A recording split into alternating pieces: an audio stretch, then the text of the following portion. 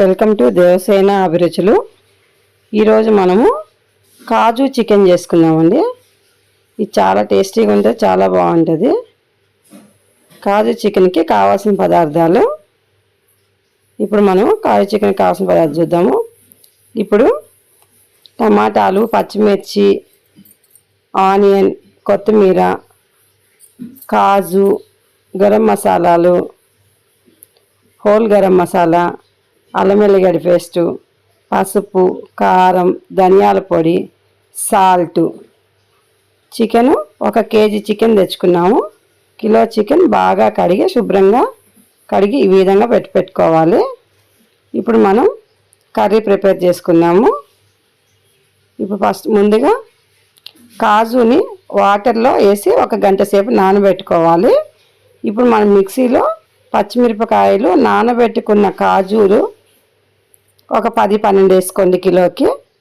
టమాటాలు ఒక 5-6 టమాటాలు, ఒక పెద్ద ఆనియను, ఇవన్నీ మిక్సీలో వేసుకొని మెత్తగా పేస్ట్ లాగా పట్టుకోవాలి.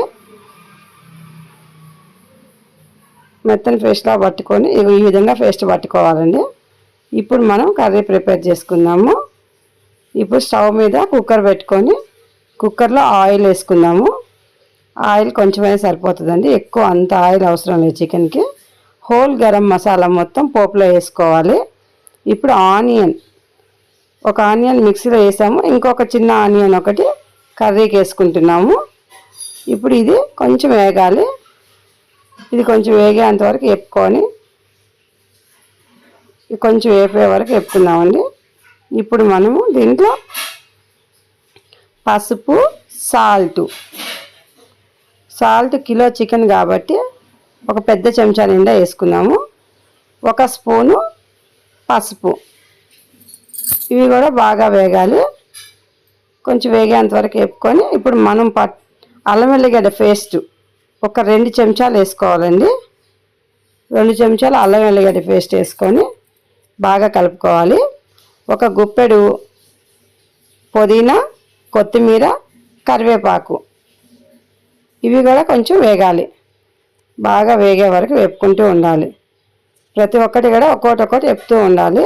ఇప్పుడు మనం మెత్తగా పట్టి పెట్టుకున్న కాజు పేస్ట్, కాజు, టమాటా, ఆనియన్, పచ్చిమిర్చి పేస్ట్ ఇప్పుడు వేసుకున్నాము. ఇది బాగా కలుపుకోవాలి. పచ్చి వాసన పోయేంత వరకు బాగా ఫ్రై చేయాలండి ఇది. ఇప్పుడు ధనియాల పొడి 1 స్పూను,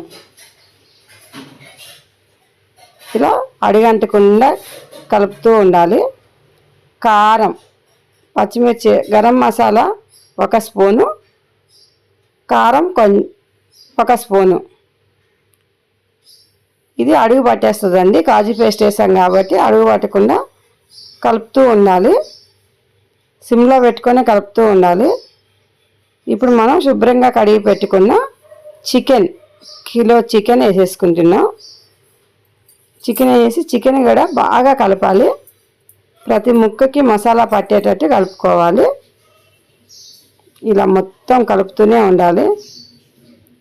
దీనికి కొంచెం ఉప్పు, కారం అన్నీ పట్టే వరకు పట్టుకొని కొద్దిసేపు మూత పెట్టి మధ్యలో వేపుతూ ఉండాలి.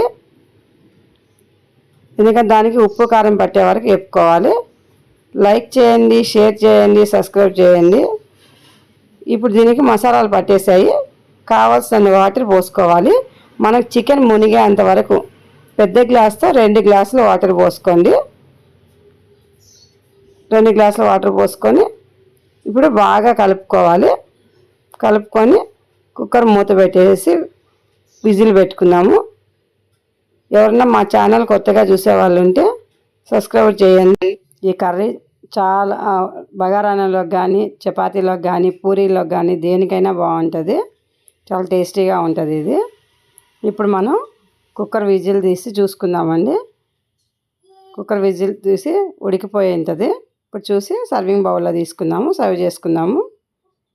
మీరు కూడా చేసుకొని తిని చూసి ఎలా ఉందో మా కామెంట్స్లో చెప్పండి. చాలా టేస్టీగా ఉండే కర్రీ అండి ఇది, కాజు కర్రీ.